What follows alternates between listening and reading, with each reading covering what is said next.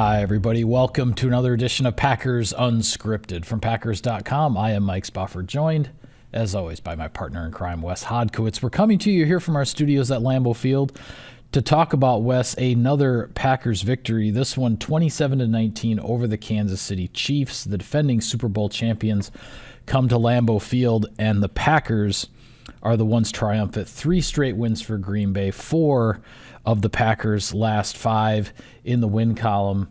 And I tell you, if you were going to script the beginning of a game, and it wasn't going to, when your defense is facing a challenge like Patrick Mahomes and this Chiefs offense, and if that script is not allowed to include, turnovers and, a defensive touchdown like in Detroit on Thanksgiving, having the Packers score 2 touchdowns on their first 2 drives, having the Kansas City Chiefs held out of the end zone on their first 2 drives, and then you're at the 2-minute warning heading into halftime, and that Patrick Mahomes has only gotten the ball twice.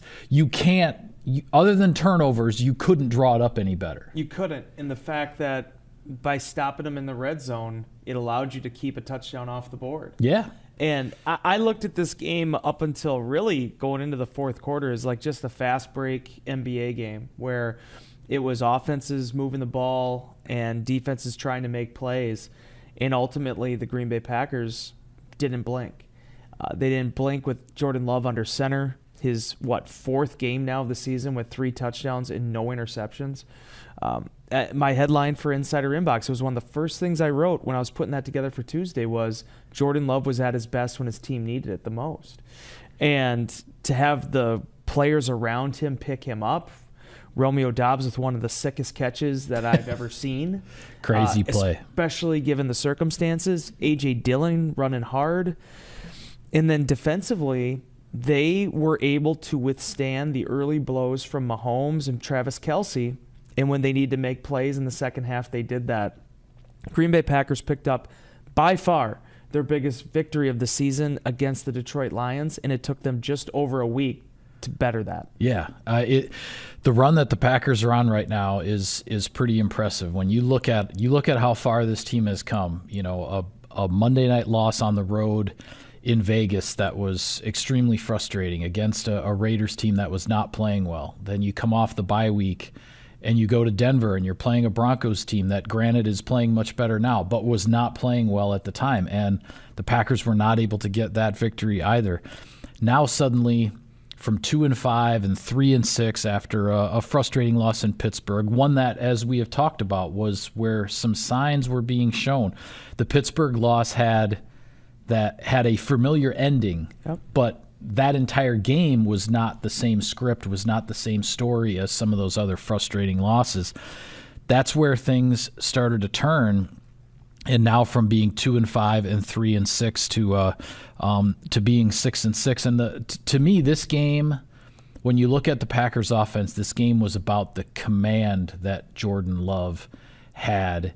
I mean, in terms of the checks at the line, whether he was under center in the shotgun. I made a comment in Insider Inbox that, to me, when A.J. Dillon's pounding out the yards that he is, and he's done this throughout his career now late in the season, he really is that big, powerful, cold weather, bad weather running back. And the Packers are using that right now. When a running back is pounding out those kind of yards, and then we see Jordan Love running play action, he just looks like he's got command of the whole field in the pocket off of that play fake when, you've got the defense playing you honestly, the pass protection is holding up, and the way the Packers are able to push the ball downfield right now and then have those checkdowns available when Love needs them, the offense is in a really good place. I don't have a Pro Football Focus membership at the moment. I am not gifted in terms of breaking down the game analytically as you are, but I can tell you what I saw with my eyes on Sunday, and 2 things that stood out to me the most with the offensive side of the ball. Quickly to touch on A.J. Dillon, because I wrote about him in our post-game key to the game. Yeah. 18 carries, 73 yards. He averaged 4.1 yards per carry. Mike, do you know what his longest carry was in this game? I'm going to guess 7 yards? 10 yards. 10. It came in the fourth quarter. Okay. So when you average 4.1 yards per carry and your longest carry is 10 yards, what does that tell you? It tells you that you're not going backwards. Yeah, you're grinding it out. You're not being tackled for a loss. You're not putting yourself in 2nd and 10s or 2nd and 11 situations. The Green Bay Packers steadily moved the football. Early on, 7 carries for 30 yards on the opening drive. In the fourth quarter, one of the big reasons why Green Bay executed their 4-minute offense and were able to get those extra field goals was because of the way that A.J. Dillon was running the football. Exceptional. But the thing I loved most was how it opened up the play-action game, and everything started building off one another. The end-arounds, the jet motions, they were almost like the Aaron Jones, so to speak, as far as the contrast to the power running style of A.J. Dillon. Sure. And when you got the play-action game going, you could just see Kansas City's defense, especially one to be as aggressive as they are, befuddled. And probably my favorite image of this season so far, and we've started to see it in recent weeks because you can see, not from an overconfident standpoint, but you can see Jordan Love feeling himself. You can see him enjoying it. You can see him having fun out there. It's when they've gotten some of these plays off play action where everything is blocked, the protection is there, and Jordan's kind of hopping a little bit as he's looking downfield trying to find something. You can see the excitement in the young man at making plays. And from the Green Bay Packers perspective, 25 completions on 36 attempts. His overall passer completion percentage is now over 60% on the season. That was a big thing we talked about earlier this year. 267, 3 touchdowns, 118.6 pass rating. Michael, we're talking right now in terms of the NFL, one of the best guys performing at that position. Yeah, and for Jordan Love to post a passer rating nearly 40 points higher than Patrick Mahomes, if you had told me that before the game, that would have been the disparity in the passer rating between the two quarterbacks and the Packers would have that kind of advantage, my jaw would have hit the floor. And it's not as though Patrick Mahomes played a poor game by any stretch, but you mentioned earlier that the Packers never blinked. And this was a game that, as it was going along, the Packers score, the Chiefs answer, Packers score, Chiefs answer with another field goal, but then the Chiefs get the ball. Packers, botched a chance to get a 2-score lead going into halftime. There was a false start there, and the passing game kind of broke down. They weren't able to get the field goal attempt to make it 17-6. The Chiefs get the ball coming out of halftime, and they go right down and get their first touchdown of the game. Packers stop the 2-point conversion, so it's 14-12. But at that point, it became a game of okay, who's going to blink first, right? And you look at the the next. Well, I shouldn't say the next couple of possessions in succession, but two possessions in the second half as this thing unfolded. One was the Packers faced a 4th and 1, decided to pass on what would have been a very long field goal attempt. Went for it, and that became the Romeo Doubs catch that you mentioned, where Jordan Love has the pressure right in his face. Chris Jones is as close to burying him as Chris Jones got all night long, quite frankly. But Love sees that the Kansas City secondary is a little bit mixed up and doesn't think anybody's really going to be able to make a play on Romeo, so he throws it up there, and Doubs is able to come down with it between multiple defenders who are converging but couldn't get there, which is exactly what Love thought when he let the ball go, that they wouldn't get there in time. Huge 4th and 1 conversion. So that was a moment where maybe the Packers were going to blink. The Chiefs are going to get a 4th down stop and take over with just a 2-point deficit. It would have stayed 14-12 at that time.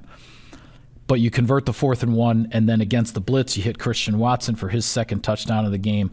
The other blink moment then became when it's 24-19. The Chiefs have the ball. They get a pass interference against the Packers that puts them just across midfield, and then Keisean Nixon comes up with an interception. And that was the first time either quarterback blinked in this game.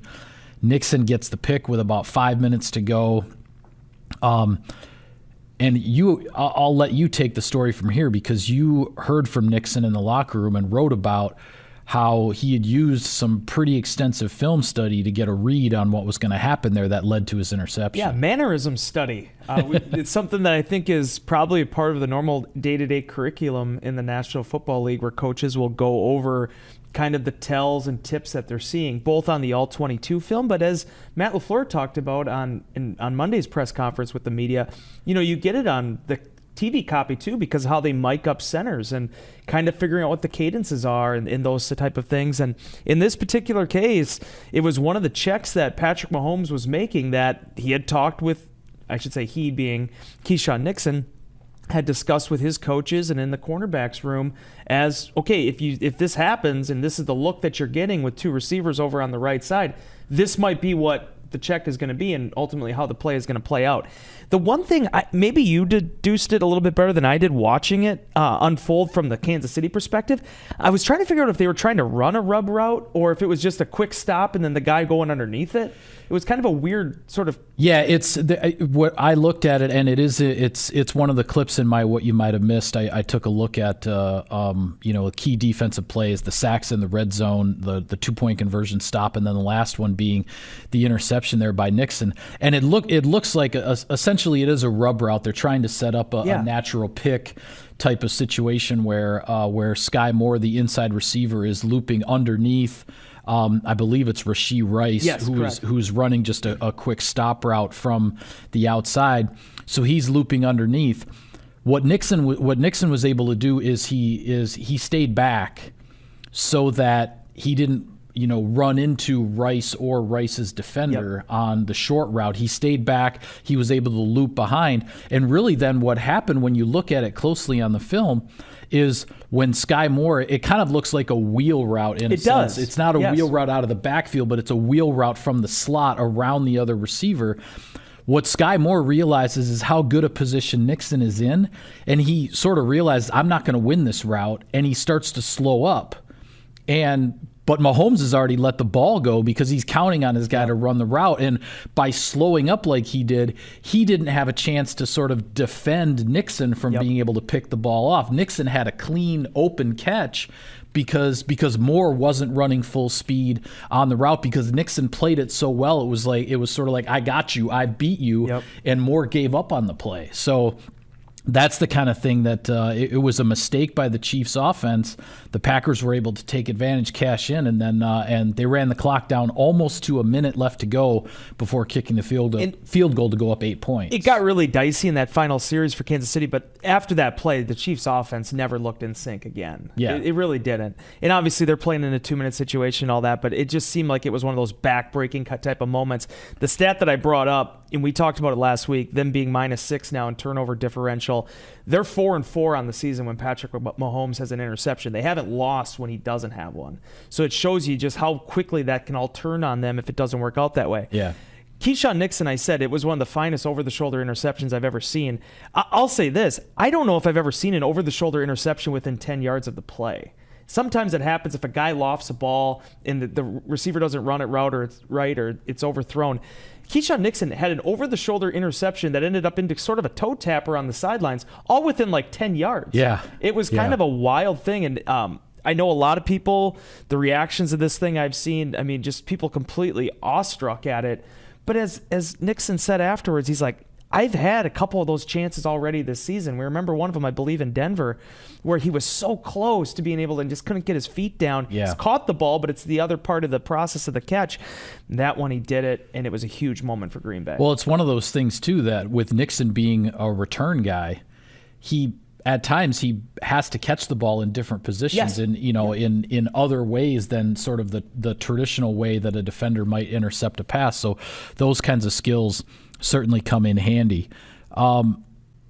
This win, as big as it is for the Packers, and we'll talk about where things sit in the playoff picture in a minute, it came at a cost, however, unfortunately, because Christian Watson in the fourth quarter, as he picked up a crucial first down to move the chains, keep the clock moving there late in the fourth quarter, he tweaked his hamstring, went down, was helped off the field. We don't know the extent of the injury, where things are at. It is an injury that he has dealt with in one form or another throughout his 2 seasons in the NFL, so that's very unfortunate. Christian Watson was really getting going, not only having the 2 touchdown catches against the Chiefs, but 4 of his 5 touchdowns on the season were in this 3-game winning streak that the Packers are currently on. He was, starting to look like the Christian Watson that took the league by storm over a 4 or 5 game stretch last season as a rookie in November. we'll see how long he's going to be out. And it's a big blow to the Packers offense when you add the fact that Luke Musgrave, your rookie tight end, who had been just starting to stretch defenses a little bit and get more attention and whatnot, he's also out now. He's on injured reserve, and we don't really know if or when he'll be back this season. So offensively, another hurdle to deal with here, as Matt LaFleur and the offensive coaches are going to have to game plan. Presumably, I would think at least this game against the Giants and maybe another one, who knows? We don't know the timeline. But there's going to be some time here that Christian Watson is going to miss, and they're going to have to game plan and set up the offense moving forward without number 9 on the field. Yeah, I was bummed out to see how that ended for him, because for my money, Michael, I understand he wasn't going to be up for Offensive Player of the Week or Offensive Rookie of the Week like he was like 12 times last season. But I would venture to say that was one of his best games of his NFL career, because he played as a possession receiver, and he showed the more well-rounded aspects of his game. Set career-high 7 receptions, but it was only for 71 yards. But so many of those plays, none of which were more than 20 yards on an individual catch, but so many of those plays contributed to either the Packers sustaining a drive or, as we saw, the 2 touchdowns, the first one in the second quarter and the second one in the third, and how strongly he attacked the football and just being able to use all of his tools together as one. You had to edit it when I wrote it last month. Christian Watson was going to be just fine. I liked his mentality. I liked his athleticism. I felt like he was going to be able to pull himself back into this thing and finish strong, which he has been doing. Unfortunately, the hamstring does pop up. One thing he did clarify, and I want to make sure we make this point, is people had kind of been asking on social media, or some of the media had been talking about, well, him trying to stop himself to stay in bounds is where that hamstring injury happened. Watson said no, it happened during the process of it. He just went down not to make anything worse. I mean, obviously he wanted to stay in bounds, but it had already had the issue before that. So you hope for the best. It was good to see him walking around. Obviously, he was talking with teammates afterwards. It's not like Desmond Bishop's situation, which is always the one in the back of my head when a guy goes down like he did. But hamstring injuries also don't heal themselves overnight, and we're going to have to see what the Packers do here. Yeah, it's going to take another adjustment on offense, but LaFleur and this offensive staff, they've been dealing with adjustments all along. You lose David Bakhtiari. Aaron Jones has been in and out of the lineup all season. Now Watson was out before, back in. Now Watson's out. Musgrave is out. It's not anything that they haven't dealt with in the past, and they'll have to roll with it again. The final drive, I want to make one point about that, what I considered an extremely chaotic final drive. I don't think it was just because I was live blogging the game and trying to figure out and keep up. No, I was just watching the game and I didn't understand what I was seeing. And trying to type everything and stay on top of it. There are all kinds of analyses out there. I sort of said my piece with regard to the officiating in the Monday Insider Inbox. The late hit on Mahomes shouldn't have been called. The pass interference on Valentine obviously should have been called. Did the officials manage the clock correctly? Absolutely not. And then you have the Hail Mary, which apparently, and I'm not watching the NBC broadcast, but apparently they were making a big deal out of Travis Kelce getting shoved in the back by Jonathan Owens on the Hail Mary. And it's like, okay, when's the last time you ever saw a pass interference flag? I mean, come on, folks. Like, I have seen, I believe in my lifetime, I have seen one pass interference flag thrown on a Hail Mary, and it was literally when a guy got grabbed and dragged to the ground, where there was like no choice. If you are jockeying for position to go try to get the football, it's an anything goes free for all situation. The point I wanted to make about all this is hearing the comments afterward from Patrick Mahomes and from Travis Kelce with regard to the final drive. Mahomes is asked about the interference on Valentine, the deep ball to MVS that wasn't called, and Patrick Mahomes says, I need to throw a better football. Travis Kelce's asked about the Hail Mary, and he says, I'm not putting this loss on anything but ourselves. That's how champions talk. That's how champions, 2 Super Bowl championships in the last handful of years, that's how champions deal with defeats like that. They are not the fans are going to do what they want to do. Those players are not pointing the fingers at the officials for how that thing went down. And I think that's just, it's an important thing to remember. It's an important thing to file away how the Kansas City Chiefs dealt with this loss. I loved it. And I think that starts with Andy Reid. I think it goes through that coaching staff. And obviously when you have leaders like Kelsey and Mahomes, it's going to be something that permeates through the rest of the locker room. What I like the most about it, and the games are completely different, by the way, but the way that the Chiefs handled this reminded me so much of how the Patriots handled the loss to Green Bay in 2014 here. There's teams that chase the playoffs. We're trying to make the playoffs. And there's teams that are trying to build themselves into Super Bowl champions. Right. And that's what the Patriots did in 2014. It wasn't a controversial ending like that, but I just remember Bill Belichick talking about what they learned from that game and the fact they ended up not losing another game the rest of the season. For the Chiefs' perspective, there's a lot of things that Kansas City has to shore up. We've seen it. It's been something that's cost them some games. In this particular one, it was chaotic. No matter which way you slice it, Packers, Chiefs, whoever, the officiating kind of started to alter the way that this extremely entertaining and exciting football game was playing out. But you have to overcome it. The one thing I found most interesting about the discussion about the Hail Mary was just that it's like, have you ever watched the play before? And the understanding that, when a Hail Mary goes up, it's the one play where the defense is kind of seen as a second offense, so to speak. Everyone can attack the football. Yeah, everybody's got a shot at that ball. It's not the defense's job to prevent the offense from catching the ball. The defense has a chance for it too. That's where the jockeying aspect of this comes through. Yes. And I'll just make this point with Dean Blandino because he came out with the 33rd team and provided some analysis with this. Again, I welcome anything that the NFL wants to put in front of us in terms of how that game was officiated at the end and what they were exactly looking for and whether things are right or wrong. I'm guessing we're not going to see it. I'm guessing there's just going to be some reports coming out on Saturday about whether or not Jonathan Owens was fined, and that's all we're going to be left to deduce from this. But as Dean Blandino pointed out, when you look at the way that everything played out at the end, the officiating call on the Mahomes thing, he was clearly in bounds. That should not have happened. That's where it all started. Right. And then the MVS play, obviously you watch it, you see the contact there. But Matt LaFleur touched on it in the little bit that he discussed it on his press conference on Monday. It's about how games are officiated and augmenting yourself to that officiation of the game. It's why I took such an issue with Clete Blakeman's crew in 2020 with those playoffs in the NFC Championship game. Yeah. Game is officiated one way, they change it over in the last 2 minutes and officiate it a completely other way. Whatever. That's where really Brad Allen's crew got into a jam because it was a terrible call on the Mahomes thing. If you happen to look up and see the screen, even though it's not a reviewable play, they left it up there. You can clearly see Jonathan Owens making the contact with Mahomes while he's still in bounds, not even 1 foot out of bounds. And I think that's what started to alter the way the rest of the game unfolded. Yeah, and I'll say it once again because my face continues to get blue and bluer and bluer over the years. If they just make safety rules reviewable, a lot of controversy in this league could be avoided because it doesn't take long to look at a play that is a potential safety violation and decide whether or not it really was. And the Mahomes play, the hit on the sideline, would exactly fall into that category. So I think a potential solution, a potential improvement is staring the NFL in the face with regard to the safety rules, whether you're talking about late hits, whether you're talking about roughing the passer, whether you're talking about defenseless hits on defenseless receivers, helmet-to-helmet contact.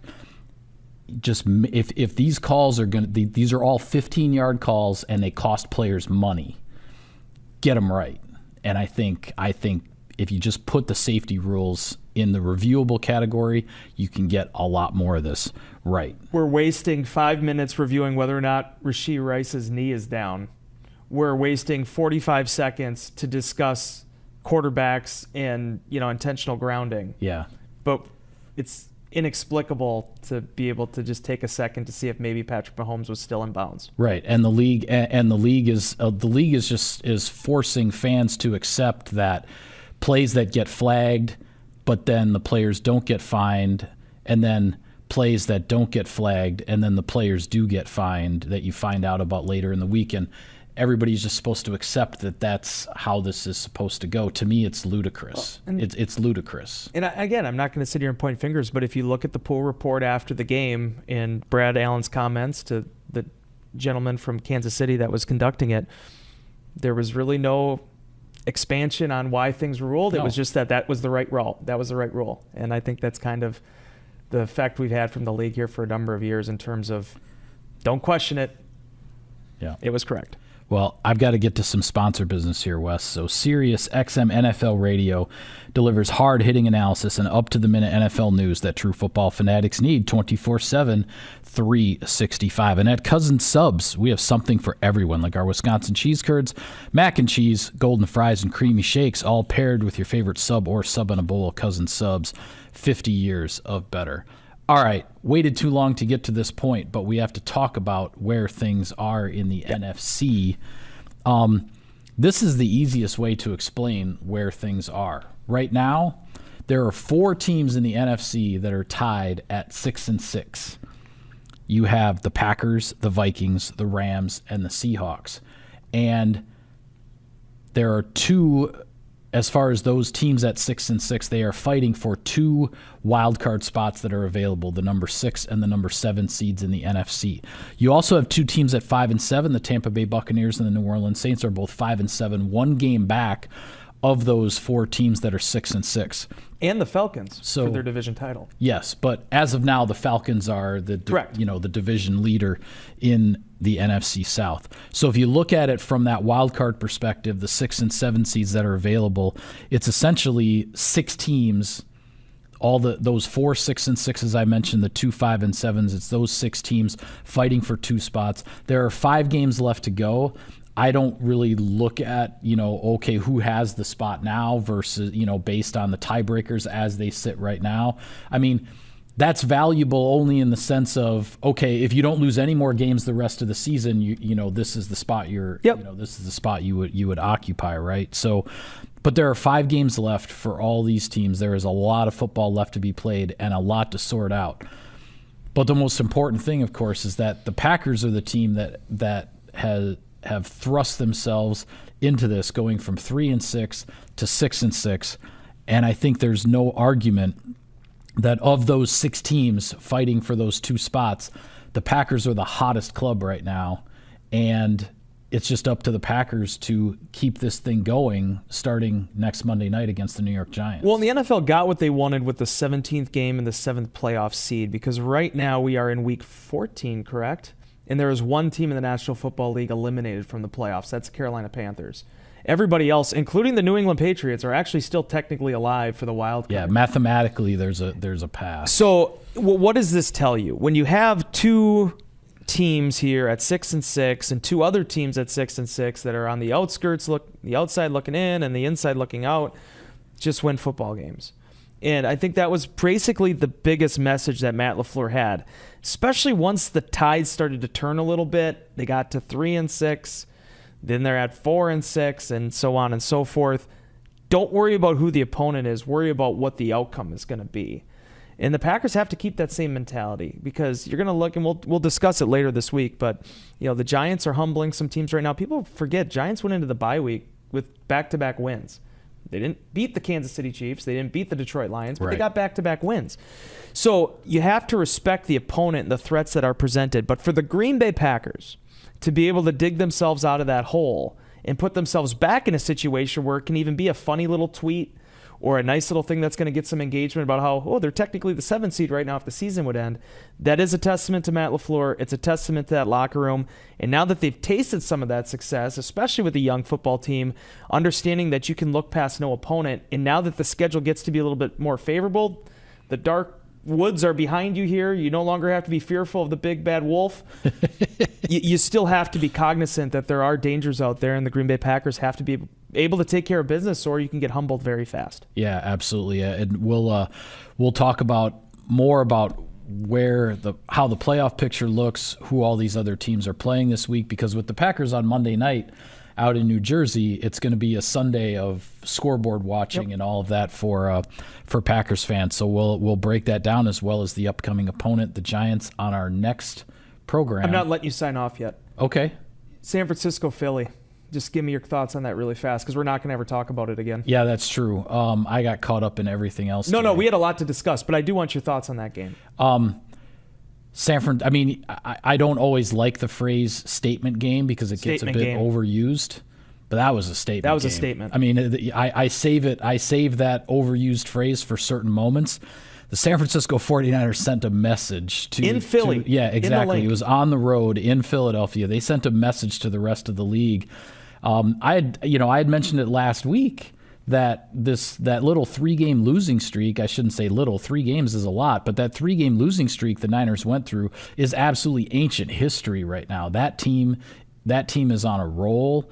They are looking, I would argue, even better than at any point they may have looked last year before they lost their quarterback initially, when Purdy then had to jump into things. It's interesting. The Eagles are still have the best record. They're the only team with 2 losses, but boy, with the Niners having that tiebreaker on the Eagles now, all they have to do is tie them at the 17-game mark, and the Niners are going to get that first round bye. 18 carries, 46 yards for Philly. Jalen Hurts was the leading rusher with 20 yards in that game. I mean, they completely neutralized that offense. And then the quick thing I want to do, and this will be your opening now to sign off, is Brock Purdy, 19 of 27, 314, 4 touchdowns. Having Deebo Samuel helps too. But when teams not only people always want to talk about, is he the guy? Is he the guy? Doesn't matter if people say he's the guy. It matters, does that locker room think he's the guy? Yeah. And Brock Purdy is the guy. And I think we're learning week after week after week, Jordan Love is the guy in this locker room. The doubters can say whatever they want, but this team is following Jordan Love. And when you have a young rookie quarterback, a young first-year starting quarterback, just like Brock Purdy did last year, when you have that self-belief, you can conquer anything. Yeah, absolutely. And we'll talk more about what lies ahead for the Eagles on our next show as well, because that's really going to get interesting there in the NFC East. But we do have to sign off on this edition of Packers Unscripted. Be sure to continue to follow all of our coverage of the team on Packers.com. For Wes, I'm Mike. Thank you for tuning in, everybody. We will see you next time.